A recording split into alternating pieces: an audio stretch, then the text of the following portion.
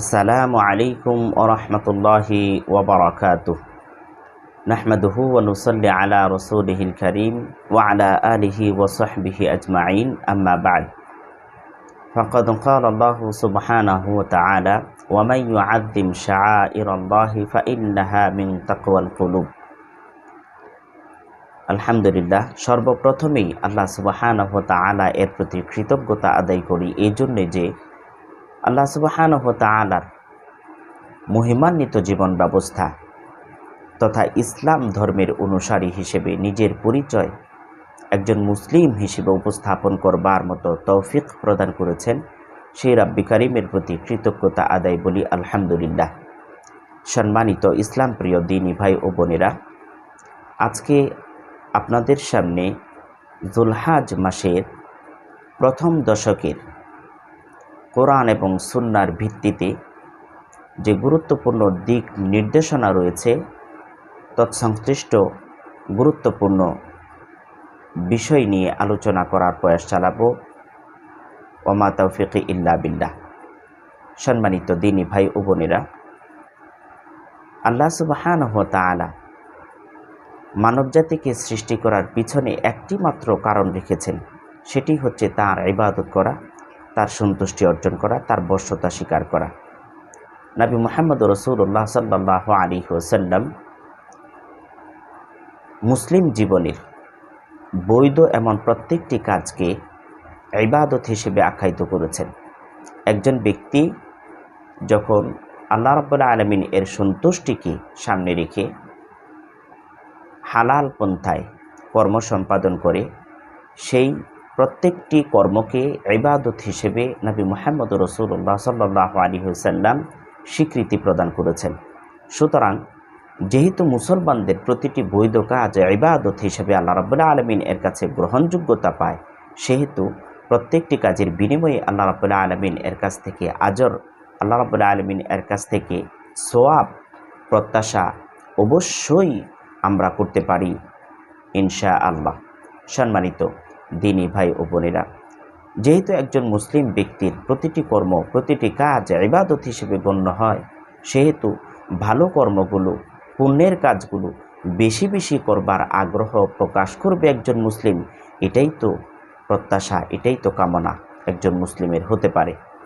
সম্মানিত দিনী ভাই ও বোনেরা, যেহেতু আল্লাহ রাব্বুল আলামিন এর কাছ থেকে জাগতিক জীবনের কর্ম সম্পাদনের মাধ্যমেও পুণ্য পাওয়ার আশা রয়েছে, আর সেই রকম পুণ্যকে সামনে রেখেই আল্লাহ রাব্বুল আলামিন এর সন্তুষ্টি বিনির্মাণে আমরা যদি কাজ করে যেতে পারি, তাহলে সেটা আমার আপনার অন্তরের যে তাকওয়া, অন্তরের যে ভালোবাসার বহিঃপ্রকাশ, সেটাই অবশ্যই অবশ্যই প্রকাশ পাবে কর্মের মাধ্যমে, আমলের মাধ্যমে, এবং আল্লাহ রাব্বুল আলামিন এর সন্তুষ্টি অর্জনে এটি গুরুত্বপূর্ণ সহায়ক ভূমিকাও রাখবে। সম্মানিত দিনী ভাই ও বোনেরা, আল্লাহ সুবহানাহু ওয়া তাআলা তার মহাগ্রন্থ আল কোরআনের 22 নম্বর সূরা হজ এর 32 নম্বর আয়াতের মধ্যে ঘোষণা করছেন, ওয়া মান ইউআযযিম শাআইরাল্লাহি ফাইন্নাহা মিন তাকওয়াল কুলুব। আর যে ব্যক্তি আল্লাহ সুবহানাহু ওয়া তাআলা এর নিদর্শনাবলীর প্রতি সম্মান প্রদর্শন করে, ফাইন্নাহা মিন তাকওয়াল কুলুব, সেই সম্মান প্রদর্শন মূলত তার অন্তরের তাকওয়ার বহিঃপ্রকাশ, অন্তরে আল্লাহ ভীতি এর বহিঃপ্রকাশ। এ কথাই আল্লাহ সুবহানাহু ওয়া তাআলা জানান দিচ্ছেন। সম্মানিত দিনী ভাই ও বোনেরা, আল্লাহ সুবহানাহু ওয়া তাআলার সৃষ্টিরাজির মধ্যে অগণিত অসংখ্য নিদর্শনাবলী রেখে দিয়েছেন। তার মধ্যে গুরুত্বপূর্ণ কতিপয় নিদর্শন আল্লাহ সুবহানাহু ওয়া তাআলা যুলহাজ মাসের প্রথমার্ধে তা সন্নিবেশ করে রেখে দিয়েছেন। যে নিদর্শনাবলীর প্রতি একজন মুমিন ব্যক্তি, একজন মুসলিম ব্যক্তি সর্বোচ্চ ঈমানের তাগিদকে সামনে রেখে সেগুলোকে গুরুত্বারোপ করবে, মূল্যায়ন করবে এবং সেগুলোকে আঞ্জাম দিবে। সম্মানিত দিনী ভাই ও বোনেরা, আল্লাহ সুবহানাহু ওয়া তাআলা এই যুলহাজ মাসের যে প্রথমার্ধে তার গুরুত্বপূর্ণ নিদর্শনাবলীর রেখে দিয়েছেন, সেই সকল নিদর্শনাবলীর মধ্যে অন্যতম কতিপয় নিদর্শন হচ্ছে সমগ্র মুসলিম বিশ্বের মুসলমানরা ইসলামের মিলন কেন্দ্র তথা বাইতুল্লাহতে গিয়ে হজ সম্পাদন করে। আরাফার ময়দানে সমগ্র মুসলিম বিশ্বের মানুষেরা একত্রিত হয়, শয়তানের বুকে পাথর নিক্ষেপ করে, কোরবানি সম্পাদন করে এবং হজ্জের আরও কতিপয় মহিমান্বিত গুরুত্বপূর্ণ কাজগুলো সম্পাদন করে। আর এই কর্মগুলোর মাধ্যমে আল্লাহ সুবহানাহু ওয়া তাআলা যুলহজ মাসের গুরুত্ব, যুলহজ মাসের ফজিলত, যুলহজ মাসের গ্রহণযোগ্যতা আল্লাহ সুবহানাহু ওয়া তাআলা এর কাছে অনেক অনেক গুণ বেড়ে গিয়েছে। তাই তো বিশ্বনবী নবী মুহাম্মদ রাসূলুল্লাহ সাল্লাল্লাহু আলাইহি ওয়াসাল্লাম তার ভাষায় আমাদেরকে যুলহজ মাসের যে প্রথম 10 দিনের যে গুরুত্ব, প্রথম 10 দিনের যে তাৎপর্য, ফজিলত, সেই সম্পর্কে আমাদেরকে জানান দিচ্ছেন। এই হাদিসটি নবী মুহাম্মদ রাসূলুল্লাহ সাল্লাল্লাহু আলাইহি ওয়াসাল্লাম এর কাছ থেকে হযরত আব্দুল্লাহ ইবনে আব্বাস রাদিয়াল্লাহু তাআলা আনহু বর্ণনা করেন। হাদিসটি সন্নিবেশিত হয়েছে সহিহ বুখারী সহ আরও অন্যান্য গুরুত্বপূর্ণ হাদিসের কিতাবে। সহিহ বুখারী শরীফের 979 নম্বর হাদিস, তিরমিজি শরীফের 757 নম্বর হাদিস এবং সুনানি আবি দাউদের 2438 নম্বর হাদিসের মধ্যে এই হাদিসটি এসেছে।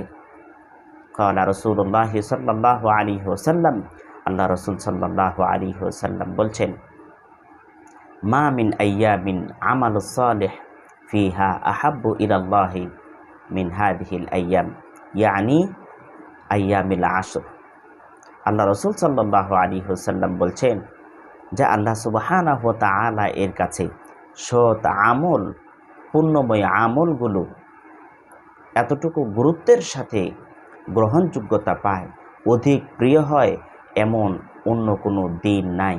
তবে জিলহজ মাসের প্রথম 10 দিনের আমল আল্লাহ রাব্বুল আলামিন এর কাছে তার চাইতে অনেক বেশি বেশি গুরুত্বের সাথে মূল্যায়িত হয়, গ্রহণযোগ্যতা পায়। ইয়ানি আইয়ামিল আশর, অর্থাৎ জিলহজ মাসের যে প্রথম 10 দিন, এই প্রথম 10 দিনের আমল আল্লাহ রাব্বুল আলামিন এর কাছে এত বেশি গুরুত্বপূর্ণ, এত বেশি ফজিলতপূর্ণ, এত বেশি গ্রহণযোগ্যতার দাবি রাখে যে এরকম আর কোনো দিন, এরকম আর কোনো সময় আল্লাহ রাব্বুল আলামিন এর কাছে নাই।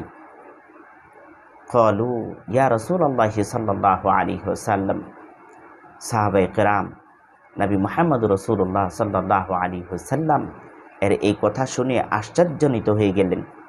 তারা বিস্ময়িত হয়ে নবী মুহাম্মদ সাল্লাল্লাহু আলাইহি ওয়াসাল্লামকে জিজ্ঞাসা করলেন, ইয়া রাসূলুল্লাহ, হে আল্লাহ রাসূল সাল্লাল্লাহু আলাইহি ওয়াসাল্লাম, ওয়ালাল জিহাদু ফি সাবিলিল্লাহ, আল্লাহ রাব্বুল আলামিন এর রাস্তায় জিহাদ করার চাইতেও কি গুরুত্বপূর্ণ? কল নবী মুহাম্মদ সাল্লাল্লাহু আলাইহি ওয়াসাল্লাম বলছেন, ওয়ালাল জিহাদু ফি সাবিলিল্লাহ, হ্যাঁ, আল্লাহর রাস্তায় জিহাদ করার চাইতেও গুরুত্বপূর্ণ। ইল্লা রাজুলুন খরাজা বিনাফসিহি ওয়া মালিহি ফালাম ইয়ারজি মিন যালিকা বিশাই। আল্লাহ রাসূল সাল্লাল্লাহু আলাইহি ওয়াসাল্লাম বলছেন যে হ্যাঁ, ওই ব্যক্তির কথা স্বতন্ত্র, ওই ব্যক্তির কথা ভিন্ন, যে ব্যক্তি জান এবং মাল নিয়ে আল্লাহর রাস্তায় বের হয়ে গেল, ফালাম ইয়ারজি, আর সে ফিরে আসলো না তার জান এবং মাল নিয়ে, অর্থাৎ ওই ব্যক্তি আল্লাহ রাব্বুল আলামিন এর রাস্তায় শহীদ হয়ে গেছে, ওই ব্যক্তির আমল, ওই ব্যক্তির গ্রহণযোগ্যতা ওই 10 দিনের সমান হতেও পারে।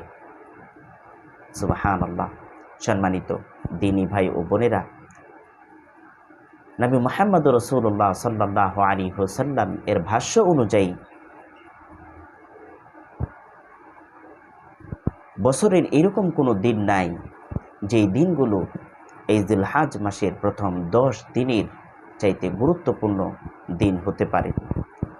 আমলগুলো আল্লাহ রাব্বুল আলামিন এর কাছে গ্রহণযোগ্যতা পেতে পারে। তবে হ্যাঁ, জিলহজের প্রথম 10 দিনের আমল এতটুকু গুরুত্ব সহকারে আল্লাহ রাব্বুল আলামিন এর কাছে গ্রহণযোগ্যতা পায়। সম্মানিত দিনী ভাই ও বোনেরা, নবী মুহাম্মদ রাসূলুল্লাহ সাল্লাল্লাহু আলাইহি ওয়াসাল্লাম এর ভাষ্য অনুযায়ী এই 10 দিনের আমল, এই 10 দিনের ফজিলত, এই 10 দিনের গুরুত্ব একজন মুমিন ব্যক্তি একজন মুসলিম ব্যক্তি স্বভাবতই গুরুত্বের সাথে গ্রহণ করবে, আর সে অনুযায়ী সেই ব্যক্তি তার জাগতিক জীবনের কর্ম সম্পাদনে যেরকম ত্বরান্বিত হবে, গতি বৃদ্ধি করাবে, সাথে সাথে আল্লাহ রাব্বুল আলামিন এর সন্তুষ্টি অর্জনেও সে গুরুত্বপূর্ণ প্রয়াস চালাবে।